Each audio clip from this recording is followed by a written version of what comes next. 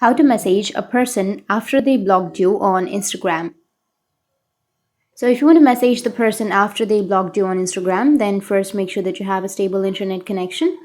After that, you need to open up your Instagram. After opening your Instagram, now you need to go with the profile, which is on the bottom right, or just go with the messages, which is on the top right. Now, under messages, what you need to do is, for example, if a person has blocked you, like for example, if this person has blocked you and if you try to message this person, then you won't be able to message them, right?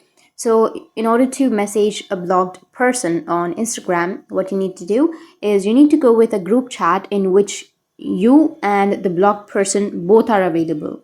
So in my case, I have a group in which we are available, which is this one. Now in this group, the blocked person is available. So you can just simply go and send a message in this group. After sending a message in this group, then the blocked person will be able to see the message. That's how you can message a person after they've blocked you. And if you have any questions, feel free to comment below. Thanks for watching.